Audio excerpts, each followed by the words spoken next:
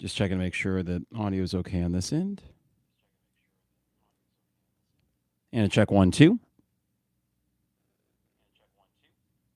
Okay.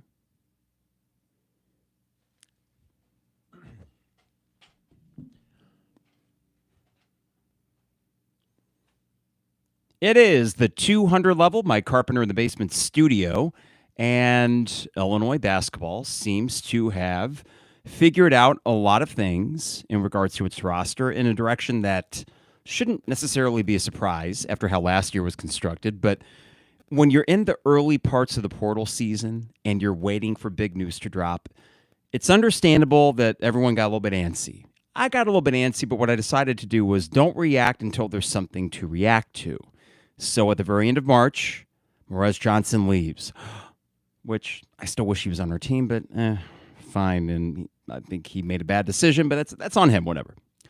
Trey White, okay, but I hardly knew the guy. It would have been nice to keep him, I suppose, though. And then you keep Kylan, and you keep Tommy, and you add Big Z, you bring back Ty. Last time we talked, David Mirkovic would have been the latest addition, in addition to Big Z. So you were starting to field a roster that you felt decent about, and you knew that the floor was high enough where they were probably going to be a tournament team, right? And that is, I think if we start there, a good baseline for any program where you feel like, listen, Brad Underwood, for whatever questions we might have about the micro parts of his coaching ability, we don't really question the fact that he makes tournaments and you are not sweating it on Selection Sunday. So that right there is good news when you feel like he's already constructed the basis of a roster that is going to make a tournament. Great. But we all felt like, understandably, we needed a big fish. We needed a guy that would maybe get you over that hump of just being a tournament team. Not that there's anything wrong with being a tournament team, but I know Brad Underwood has spoken to it, and as Illini fans, we're thirsting for it. We want, or I should say aspire to, greater things than just second-round exits. So there's a little bit of an antsiness that happens after a disappointing end to a season, and really a disappointing back half of the season, that fed into, I think, a little bit of nerves. Who's the big guy? Who's going to get us over the hump?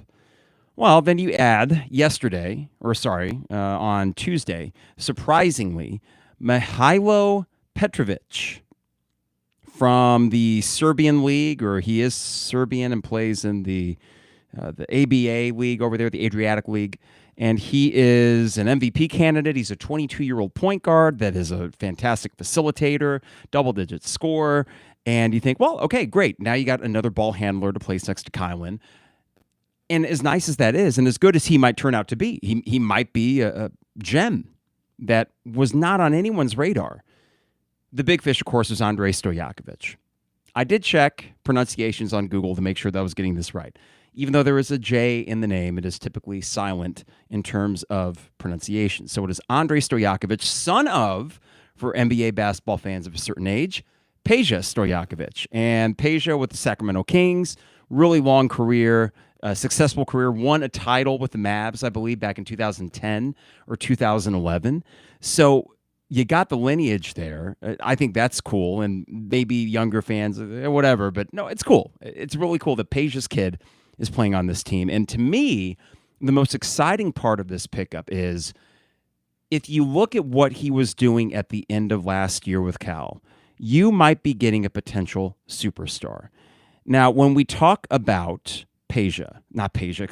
Andre, when we talk about Andre and what he did last year for Cal, a not very good Cal team, it is pretty eye-popping in terms of his offensive numbers. We are looking at someone that last year shot 48% from the field for 2 points, 81% from the line, 31% from three at a fairly high volume. So that, of course, after the PTSD we have from last year, you hope that goes up. And an effective field goal percentage of 47.8. So that's really good. Offensive rating on KenPom, for what it's worth, 108.2. Anything above 100 is pretty good for that. But it was really how he ended the season, which makes him a very tantalizing prospect. You know he's 6'7". He's 205 pounds. He's got good size, decent athleticism. He can score everywhere. Well, he was doing that and more at the end of the season. 37 points, 29 points, 21 points.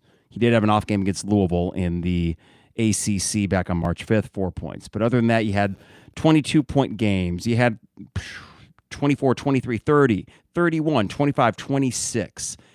The guy's a walking bucket, which I know that's kind of becoming a cliche thing to say about good offensive players, but with that size and with that skill set, that's what he has become. This is someone that the previous year was more of a 7-8 point a game guy, and last year was around 17.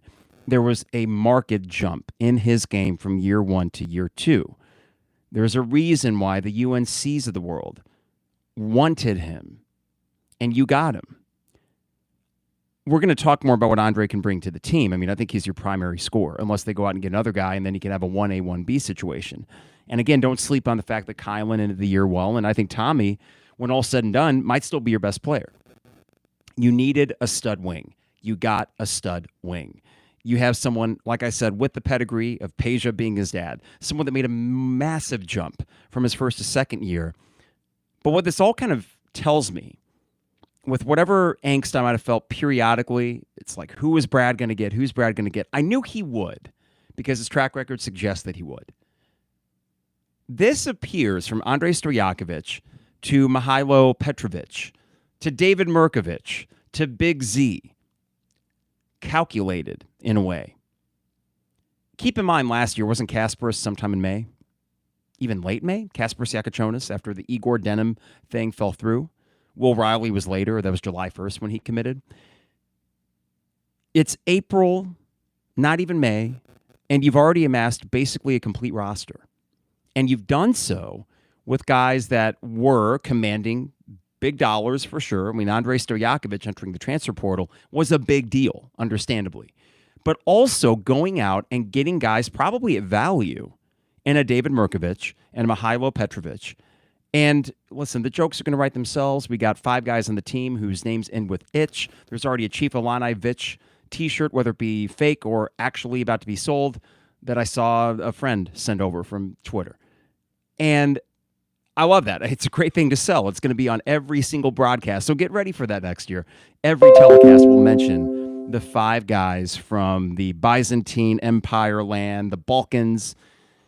And it tells me that Brad had a plan, and whether or not this was all option A, he quickly pivoted to it when he saw things in the transfer portal at large getting a bit out of hand. And it's fair to say they're getting out of hand, and we know with the revenue sharing thing coming up, this is just a free-for-all. Get the money spent now. Revenue sharing will open up another pot. Eventually, I hope this does get regulated in some way, shape, or form. But all accounts indicate that Illinois has deep pockets and donors that are willing to spend, and it appears that that is the case, and perhaps you didn't have to spend as much as other teams in order to acquire a lot of talent. And more than that, what Brad did, apart from just targeting these European guys for the most part, he attracted guys that are experienced and for the most part older. Andrej Stojakovic is 2 years deep into D1 ball. Stanford and then Cal, and now Illinois. Okay, third school in 3 years. If you're wary about that, I get it, but that's sort of the name of the game now. And Kylan Boswell, another starter. This will be his 4th year as a D1 starter. Probably assuming that Petrovic, at the moment, unless they get another wing, will start alongside Boswell, so you have 2 ball handlers in the backcourt. Okay, 22-year-old point guard that has plenty of professional experience. You have Tomislav Ivasic, who's going to be a 22-year-old junior, I guess, in terms of eligibility, as your center, who started every game that he was healthy his first year. And then you have, Big Z? I would assume he will start. Maybe David Mirkovic, I'm not really sure. Maybe Benham Rickhouse. I don't know. I'm not sure if I'm that pumped about that, but I think he'd be a good role player. And then you go down the list. Ty Rodgers, experienced. Jake Davis, experienced. You have a lot of guys that were in the program, and the guys that you brought in, for the most part, are seasoned basketball players. Listen, Will Riley, a phenom. Kasparis Yakachonis, a phenom. 18, 19 years old, respectively. How far is that going to get you? As good as what was at the end of the year, that youth reared its head in fairly ugly fashion against Kentucky. I know Kasparis, he was just all over the place, and maybe it was an undisclosed injury, but whatever it was, he was kind of a mess the last month of the season, but you don't get to where you get without him. And he was pretty good against Xavier, too. I know turnovers, but he was still Kasparis. The whoa, what the hell was that kind of thing? Well, I don't know if the guys that you acquired have that high-end lottery pick kind of talent. But I don't think you need that either. I think what you're looking at is a team that can rely a little bit more on experience so that you aren't losing games by 24 points and that you aren't going into these extended slumps, just the doldrums of last February. Sickness, illness, injury. Brad Underwood kept talking about that, and he kept talking about the inexperience. It bothered the hell out of me that he relied so much on that and not more things maybe he could have done. And I still have issue with that. But on the other hand, everything he said was true. They were young. They were inexperienced. They were hurt, and they were sick. Not a good mix. Get old and stay old was the lesson that should have been learned 2 years ago. Brad pivoted, and now he's pivoting back. And I think what that does is naturally raise the floor to where the valleys won't be so low. And the question now, and we won't know this until we see them in front of us, what is the ceiling and where do you fit in this Big Ten where Purdue, understandably and rightfully, is going to be the surefire favorite, and Michigan, depending if Yaxel goes to the pros and if Merez makes a jump, and they're putting a lot of money into it, there's going to be other really good teams in the Big Ten. Where do you fit in that? Well, I can tell you where you don't fit. The bottom half. This will be a good team. Probably a very good team. Great. Brad Underwood, check that one off the list. You're not going to suck next year. And I'm happy for that. I'm also cautiously optimistic that there is some potential with this team that won't be hindered by a lack of experience, which ultimately I think that, coupled with a little bit of a lack of urgency, shall we say, from the coaching end last year, kind of spelled doom, and they weren't able to conjure up that momentum by the time the tournament hit. Not enough to really make a run. So what we're going to talk about today is what looks to be a fairly fully constructed roster, and we'll kind of break down where the pieces fit. This is all speculative. There's tape on these guys. Some of them are all EuroLeague tape, like Petrovic. Some of them are D1 guys that I watched a few times last year and thought, that Stojakovic guy is awesome. So how do these pieces fit? What will this team's identity be? And what are we talking? Top 25? Yeah, I think so, for sure. Top 20, top 15? I don't know. And what are fair expectations for us to have going into Brad Underwood's 9th year? Is that right? His 9th season at Illinois. That's crazy. Before I get too far ahead of myself, got to remind you the 200 level is brought to you by Hamilton Walkers.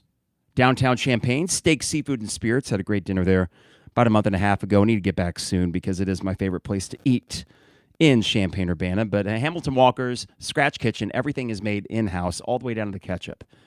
You can get a bone-in steak, which is what I usually do. I go medium. I know that's a little bit lame, I think steak aficionados would say, but I go medium because I like a little bit more char on it. We get usually the steak fries as a side to share, super crispy, and some veggie. The asparagus is always great. The green beans are always good as well. Salad or soup beforehand, that's your call. And of course, for my money, the best old-fashioned in Champaign-Urbana, Hamilton Walkers in downtown Champaign. Also, State Farm agent Brian Hansen, online at brianismyguy.com for life, auto, home, business, renters, you name it. Brian is my guy, and he can be your guy at brianismyguy.com. Dogtown Heating, Air, and Plumbing, your home's best friend. Give them a call at 217-841-4728. And they got the special going on this spring. Yes, you can call and get your AC check, which we already have that scheduled. Can you believe it's warm again? 80s. It's beautiful. But if you get a new HVAC system from Dogtown Heating, Air, and Plumbing, they will throw in a free hot water heater. That's nothing to sneeze at. That's a pretty high value. Give them a call today at 841-4728. That's 217-841-4728. 4728 for Dogtown Heating, Air, and Plumbing.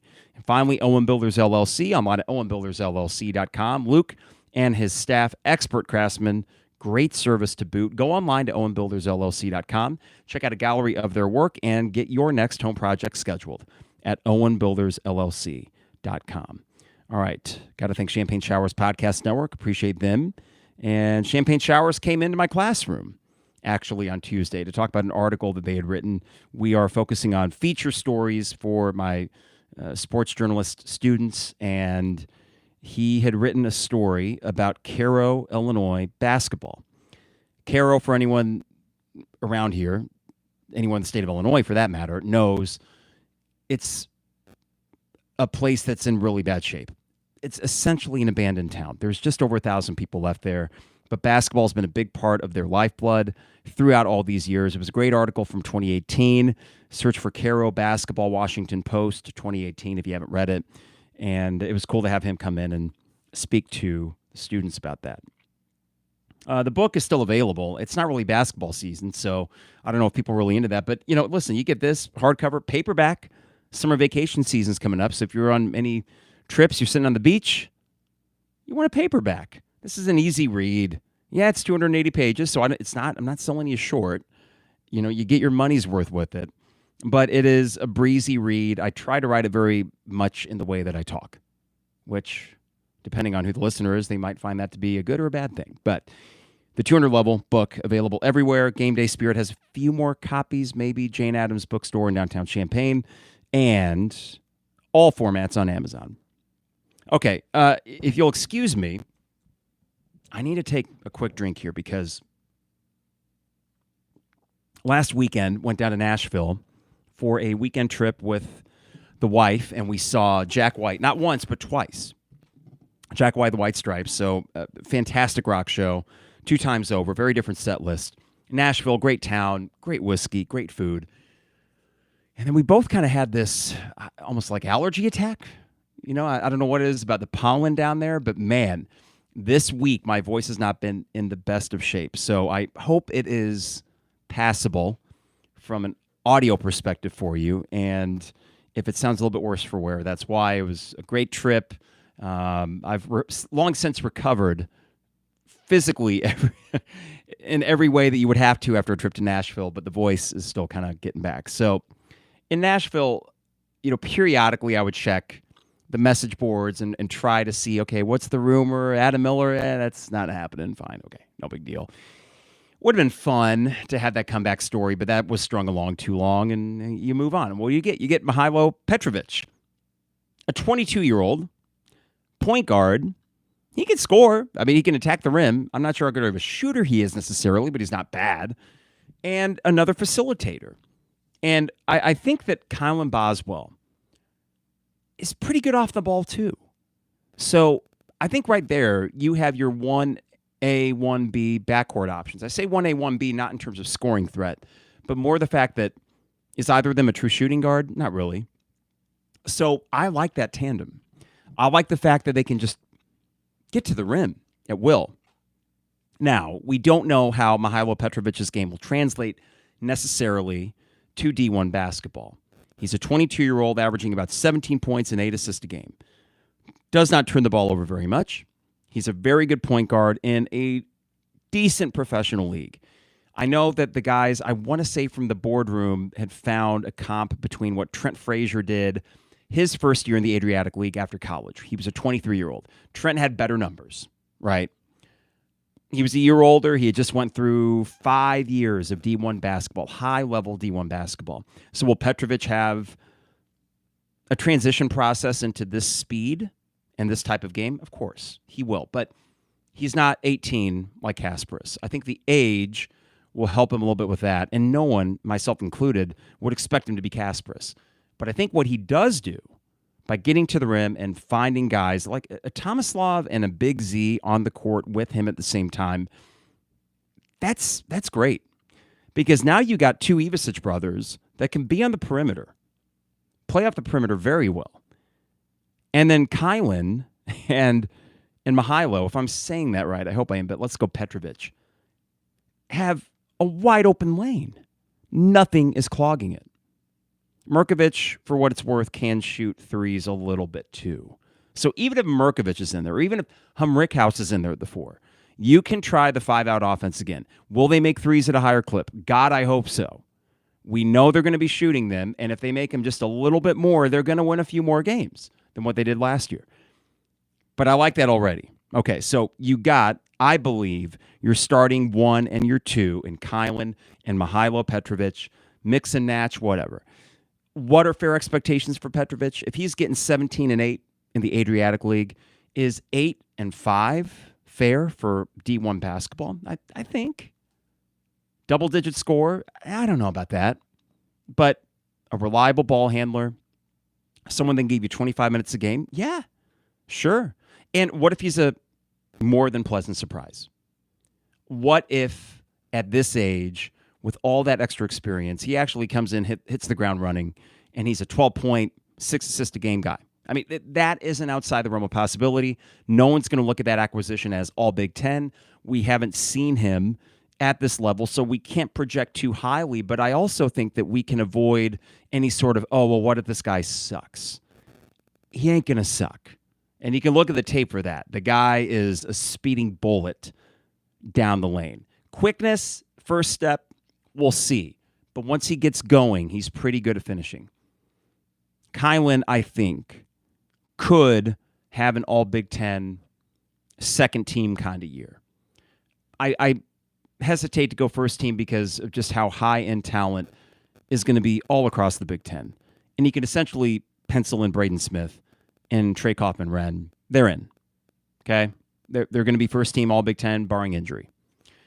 All right, well, who's your best shot at that? Probably Tomislav Ivicic. To me, Kylan ceiling is probably a second teamer if he can have more consistency to his game, which essentially he did from February 1st to the end of the year. Okay, I feel good about your ball handlers. I feel really good about Tomislav. I feel good about Big Z as a 20-minute-a-game guy, where those minutes are going to be shared amongst him and Markovic, Ben Humrickhouse, which if you're talking about 15 minutes a game from Ben Humrickhouse as a 23-year-old fifth-year college player, I'm okay with that. Sure. He drove me nuts, but that wasn't really so much to do with him and more to do with the rotation of playing him too much. What's he going to do? Coach, sit me. I shouldn't be out here right now. No one's going to do that. So I'm fine with that. Now your wings. You got Stojakovic. He is your alpha scorer, and I'm okay with that. I think he has immense upside. It's been fun talking with Trevor, who watches a lot of basketball. There are a few people as excited as Trevor about this. And he would be the first one to say, guys, no, I'm not calling him a cynic, but he's the first one to say, guys, I've watched the Stojakovic guy. He makes too many stupid mistakes. He's going to drive you nuts. That's not what he says. And he would be ready to say that to try to temper me and Isaac from getting too excited, as we are wont to do. He's saying, look out. This guy is a true stud. And we saw it at the tail end of last year. Other than the Louisville game, that's one bad game in his last basically 12 or 13. He was on a heater, but he had a lot of those moments earlier in the season. Maybe a dip around late December into mid-January, but for the most part, really consistent throughout the year. There's a reason that other teams were calling, and other teams were probably offering a lot of money, and there's a reason why Illinois probably just made him the highest paid player in the team. I'm in. I think that is a great alpha acquisition. We'll see if they decide to go out and get one more alpha. If they did, then we are talking different expectations, because the remaining guys out there, it would appear to be, are the likes of Boogie Fland from Arkansas, who Orlando Antigua has a relationship with, or a Desmond Claude, who lit us up with USC last year and was a name that was thrown about last offseason. You get a guy like that, then yes, all of a sudden, sorry, Petrovic, you're probably coming off the bench, and you got a Boswell, you have Stojakovic, who can play the 2 or 3, doesn't matter. You have then Desmond Claude or Boogie Fland, so that's your backcourt, your guards and wings, and then you have your front court, which will be an interesting mishmash. So where does Ty Rodgers and Jake Davis fit in this? Well, I think there's still 15+ plus minute a game guys. I think Ty can be 20 plus. Still, I think that the defense and the rebounding, I actually could see a scenario, silly as it might sound right here, because I don't know what Petrovic is like, where Ty starts at the 3. Think about this. Kylan, Stojakovic at the 2, Ty at the 3, and then the Ivisic brothers. I don't think you could do Ty and Mirkovic out there because Mirkovic, I don't think, is quite the guy that can spread that floor out like Big Z probably could. But I think that actually would work okay. You look at the cutting ability of a Ty Rodgers, and the Kylan can get to the rim. And then maybe Ty's camping out on the baseline. He makes some cuts. They get a little two-man action going. I think Tomislav, particularly around that free throw line area, top of the key, would be able to find Ty for some of those easy buckets. And you know you're getting a plus rebounder and a plus defender. And I think what that would do is establish some culture and continuity. I think maybe that's, in hindsight, thinking about the first lineup I kind of threw out there, maybe the more likely outcome. Kylan, Stojakovic, Ty Rodgers, Big Z, Tommy. Your two bigs, your 4 and 5, are on the perimeter. Ty kind of cutting sideline to sideline. He could do some weave action at the top and help get the offense moving. And then you got Kylan and Stojakovic as your scoring guards.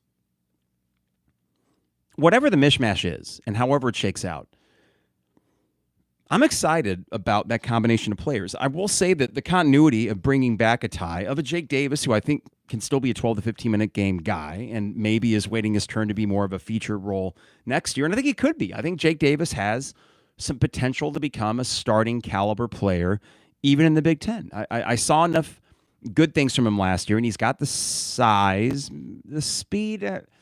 He's not a plus athlete, but I don't know if he necessarily hurts you. I think his defense was something that had less to do with the lack of athleticism and more of a lack of experience guarding guys like that. That if your 10th, 9th, 10th guy is Jake Davis, Ty Rodgers, Benham Rickhouse, you're in really good shape. And again, what is the common denominator? Who's the youngest guy in the team? I mean, there's Jason Jatskis, who will come back. He won't play. You got the 2 freshmen coming in. They won't play. That's okay. You don't need them. They'll be 11, 12, and 13. They're developmental pieces. Maybe they'll stick, maybe they won't. But your youngest guy in the rotation that we're potentially looking at is Mirkovic. Everyone else is 20, 21, 22. That is such a far cry from last year. And while last year the highs were so tantalizing, the lows were pull your hair out frustrating. It was maddening, right? And if you're telling me that we could enter a season where we're looking at less of those, immediately I'm going to sign up for that. What I can't sign up for with a ton of enthusiasm just yet, because of the unknowns, is, oh, well, this is a Final Four caliber team, you know, and I think that it will be fun to get into November and December, the early Big Ten games, presuming that Brad Underwood will have a tough schedule again, and I appreciate that he does that we'll get some early test with this team. We'll have an idea what the ceiling is. Last year's team was unable to maintain that. I mean, when they cooked at Oregon and at Indiana, we were all thinking the same thing. Could this be like special? And then it wasn't. And it fell apart very quickly, and it never got put back together again. Now, this does lead me to, listen, I just praised Brad Underwood for the roster construction, and I think that is deserved because other than last year and other than 2022-23, you know, the Matthew Meyer year, he's been really good at that for the most part. You look at from 2019-20, so Io, Trent, Andres Feliz, Kofi, Georgie. Yeah, Grandison wasn't yet playing. Georgie, Alan Griffin. Am I forgetting anybody on that team? Probably.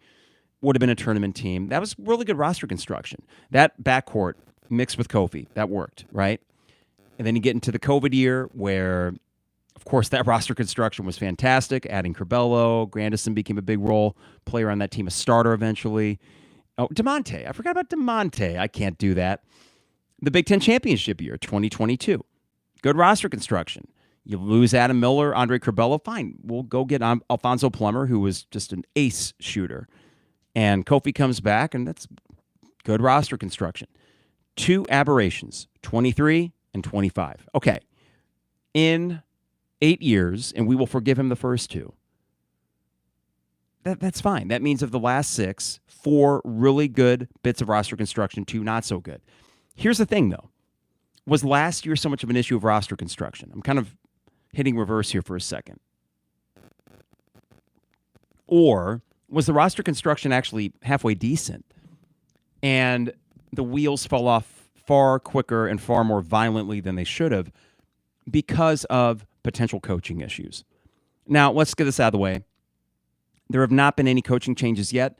Maybe there will be, and maybe, as Brad had, I think, alluded to in a press conference or 2, and maybe a Gordyville at his Coaches versus Cancer event, that the portal was the priority. Getting players was the priority. Coaching staff, he was non-committal on. And, of course, he's not going to come out and say, yeah, we're going to make changes. He'll make changes when and if he is going to. I think they need to. I do think, all this said, Tyler Underwood should go get an assistant job somewhere else. I'm excited for this roster, and it might be that there is no actual beef with these guys on this roster in Tyler Underwood. I'm just saying I think that the potential pitfalls outweigh the potential benefits, especially when whatever offense you would run, unless Tyler is truly a Wunderkind, is that how you say it in German? Like a phenom of a coach. Yeah, you can afford to let him spread his wings and go elsewhere. I think the optics of it, I think the culture that you're trying to build, I think there's too many potential pitfalls. And I say that without being able to say anything certain about Tyler Underwood. I'm not going to come on here and say, I've heard things. Maybe I have, but nothing I could report on. But let's say I knew nothing. Let's say I'd heard nothing. I would still be leery, which might sound scapegoaty, but it's more of don't shoot yourself in the foot if you don't have to. And this, to me, appears to be a case of, are you really going to suffer as a staff if you yet let the young assistant coach, who has a long career in coaching, I'm sure. I don't think Tyler is some dope. In fact, he probably knows the game pretty well and probably has some good ideas. I just feel like you can get those from somewhere else. It doesn't have to be from him. Zach Hamer, if he is the defensive guru, well, fine, he's got to go then, because that's 2 years of metrically bad defenses. And I look at this roster, and I can't say right now, ooh, I'm looking my chops to see them on the defensive end of the court. I think that's probably a reason why Ty Rodgers will, in fact, start, now that I'm thinking more about it, is that you got him and Kylan. Okay, I like that in the backcourt. And Stojakovic has size, so I think he'll be able to hold his own. And then Tommy, Big Z, depending on the matchup, depending if Big Z is hunting for blocks or actually trying to play some good interior defense. I'm not going into next year expecting greatness from defense. They just can't suck. And for far too much of the last 2 years, the defense has sucked. They pulled it together enough to win the Big Ten tournament, even though they gave a lot of points in it, and make the Elite Eight with a really good defensive performance against Iowa State. But to me, that was players making plays. That was a Terrence Shannon Jr. and a Marcus Damask and a Coleman Hawkins and a Dane Danger and a Quincy Guerrier and even a Justin Harmon and Luke Goody saying, we're here. It's a big-time basketball game. The juices are flowing, and then naturally your defense ticks up a bit. If Zach Hamer is the defensive guru, he's got to go. Hasn't gone yet. Maybe that happens, and it doesn't even have to be under the guise of a firing. He was a video coordinator before that. Let him go back to video coordinating, and then go get a guy. I'm sure there's enough dollars to go around here, and it's not like you were paying Zach or Tyler, I would assume, that much money to be the 4th and 5th assistant. And then Qua Jones was a temp. So go get a guy. I would assume they do with it. And I also, yes, get the players first. Okay, that's fine and understandable because Brad, Jeff, in Orlando, and credit to Jeff Alexander with this international stuff. They get the dudes. They're good at getting the dudes. That's a great place to start with a coaching staff. Last year had low moments, low enough, where you got to take inventory of everything. You have done a great job, Brad, of amassing a roster that can be pretty good, I think. I mean, truly, I think this is a pretty balanced roster. Not perfect, but you could see, shuffling those lineup combinations around, a lot of possibilities. So I'm excited from a player perspective. I'm not cynical from a coaching perspective, but I'm not sold yet either. I'm sold on his program managing ability, which might sound kind of vague and abstract, but if you think about it, you don't win that many games unless you're running overall a very good program. I mean, that vague as that sounds, I believe that's probably the truth. You're looking at an absolutely great recruiter. And for the most part, another thing that he's pretty good at is evaluating talent.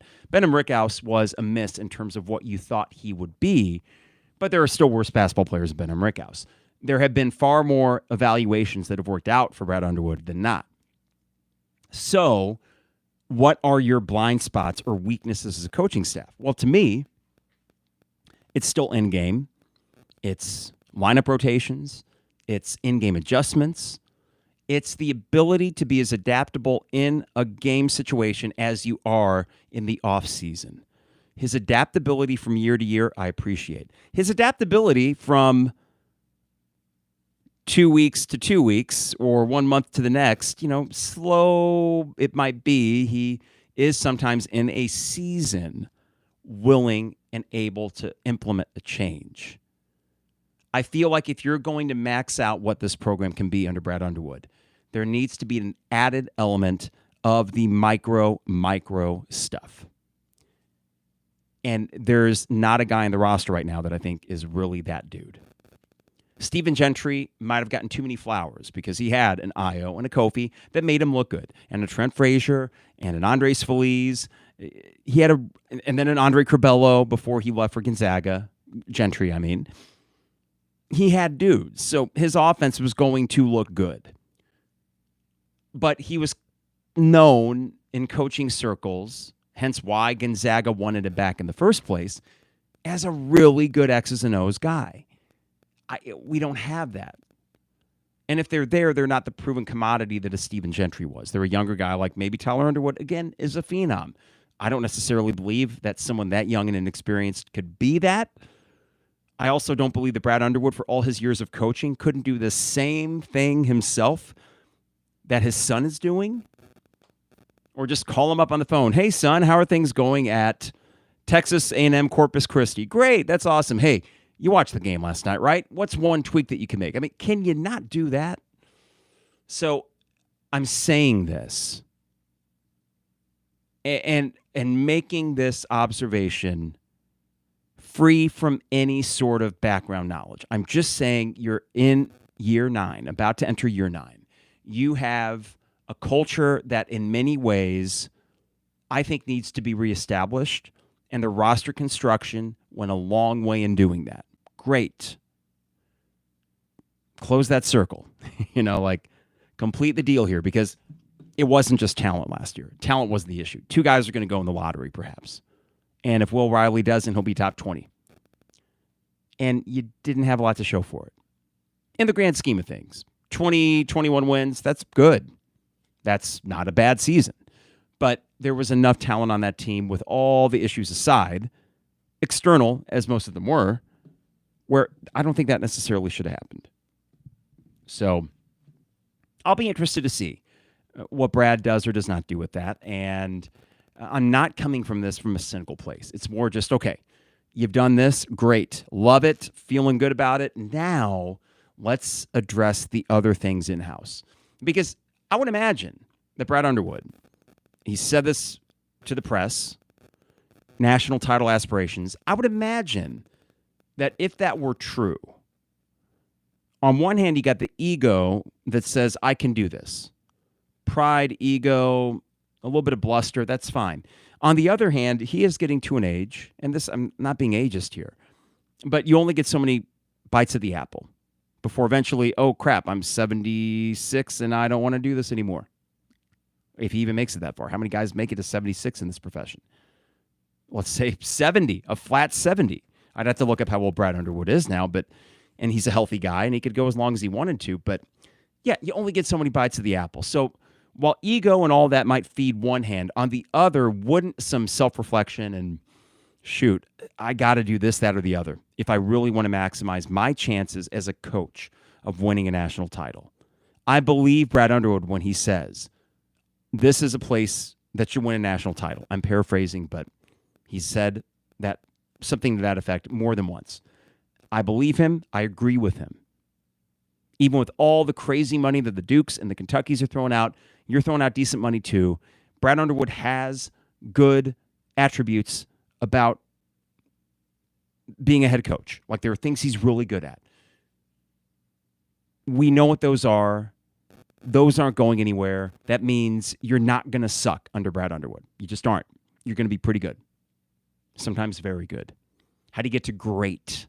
Like you did in 24, like you did in 21, but then lost to Loyola.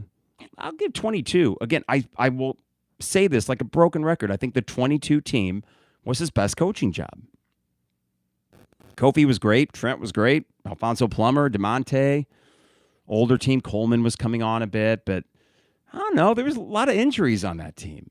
And they had a weird middle part of the season where Kofi would get hurt and Andre Curbelo got concussed and he was a weirdo and now he's out of the game. And you won a Big Ten title. Maybe the Big Ten was down that year, but Purdue had no reason not to win that. And you did. That's a great coaching job. He held that team together. And I think that should be applauded. If you remember this game, in 2022, you played Michigan State at home without Kofi and without Andre Curbelo. Benjamin Bosens-Verdonk started and probably played 30 minutes, and you beat Michigan State. You do not win the Big Ten without that. You don't win the Big Ten without Omar Payne going off at Nebraska in the last few minutes. It was just ridiculous. So 22 and 24 are his best coaching jobs. 21, you can't say that with the Loyola loss. Just that meant way too much. That is too big of a blemish despite the Big Ten tournament title. That's fine. You were a 1 seed and you didn't lose on a buzzer beater. You got butt kicked, butt whipped. And you could also say the 2019-20 season, I thought, a rough start, and then at the turn of the calendar, they got going. And after Io missed a few games, then you got going right again. Again, great coaching job. He's got it in him. The roster is good, potentially very good. This season, the story is going to be Brad Underwood. I say that just because you felt the temperature, not hot seat. I should be careful with that. It's not a hot seat thing because he doesn't have a hot seat. Not warm, not even lukewarm. But fans are antsy, and I would say antsier than before.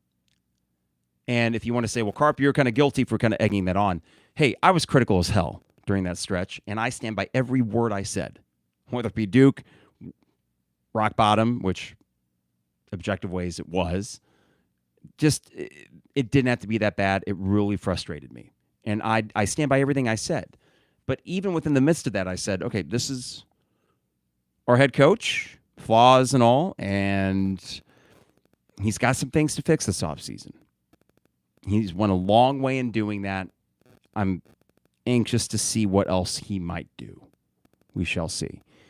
But hey, it's not even May, and we can take a breath, and we can kind of say, hey, this is the roster, and I'm excited to see them in October for the first exhibition game, whether it be, they've done Ole Miss, they did Kansas the year before that. What if we do a big name exhibition game back at the State Farm Center? People will be excited to see that team. I will be. So, hey, I don't take that for granted. I don't take the fact for granted that Brad Underwood knows how to play this game pretty well and knows how to bring talent, where as an Illini fan, we don't have to go into a season saying, oh, what is this? What's this going to be? We don't have to do that. And we can almost sit back, relax in a way, and just watch really good basketball players. I mean, last year, frustrating as it could be, when it was good, it was joyous to just watch dudes who could play ball at that level, like special talent. It was maddening all the same when they were just bad, and that was way too often. So I am looking forward to getting back to the State Farm Center and seeing Andrej Stojakovic in person. He's a good player. He's really good. He'll hit the ground running. I have no doubts about that. To see hometown kid Colin Boswell as a senior, fourth year starting in D1 basketball, came on so strong at the end of the year, a leader on this team. I'll be excited to see Ty Rodgers back out there. He's not a superstar, doesn't need to be. He's a glue guy. If you started DeMonte Williams on a 1 seed, you can start Ty Rodgers on this team. I mean, now Ty isn't going to shoot 40% from 3 like DeMonte did in 2021, I don't think. But, God, remember how random that was when DeMonte was making his threes regularly? But you could start him. You could. And you might be better for it. And to see Tomislav Ivicic, who is just a really good basketball player and a smart basketball player and instinctual in a way that only raw talent can be, you know. And all the other pieces, too, where we'll see where they fit. But that's a cool place to be. It's nice to enter the month of May and feel optimistic about things. And that is a credit to Brad Underwood, I think, for pivoting the way that he did, seeing the market for a lot of the portal guys, maybe striking out on 1 or 2. The Dame Sarr thing, he's going to get, what, $4 million from Duke or something, some silly number. You were not paying $4 million for Petrovic, now that he's Dame Sarr, but you weren't paying $4 million for him or for Colin Boswell or for Tomislav Ivicic. I doubt you were paying that for Stojakovic. And I'll take a Stojakovic. I'd take him for even more money than a Dame Sarr because I know what I'm getting from a guy that's already played 2 years of college ball. So, great job by him and the staff to pivot, bring in this talent. They have a good roster. They might have a better roster if they continue to pursue something. We'll see. I'd love to come back on here in a week or two and say, Desmond, Claude, Boogie, Fland. Great. I would love that. But this will do. As of now, this will do. Not perfect, but pretty damn good. And as an Illini basketball fan, I appreciate that. All right, everybody. Appreciate you tuning in. Quick reminder that our sponsors, best way to support us is support our sponsors. You got Hamilton Walkers in downtown Champaign, Steak, Seafood, and Spirits. Appreciate Nathan and the staff over there always being so awesome when I go in to eat, but also just being supporters of this podcast. Owen Builders LLC. I'm on owenbuildersllc.com. Also, Dogtown Heating, Air, and Plumbing, your home's best friend at 217-841-4728. And finally, State Farm agent Brian Hansen, online at brianismyguy.com.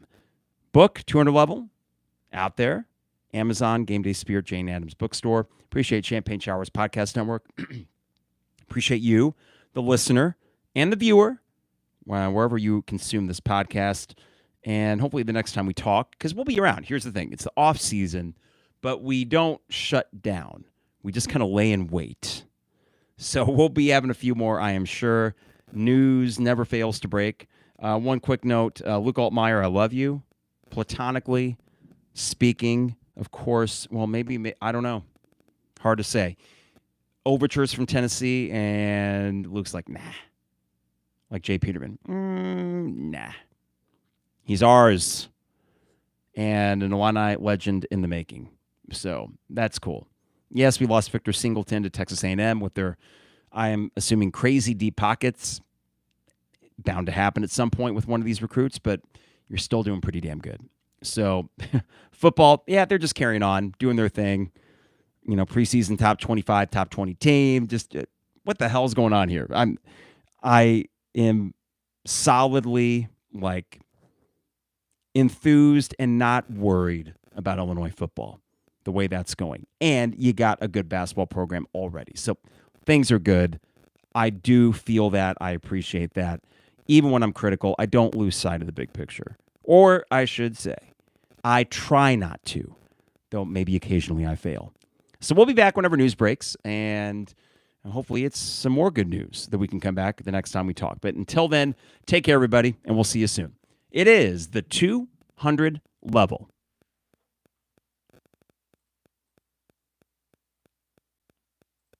All right, everybody, take care, and we will see you soon. Bye.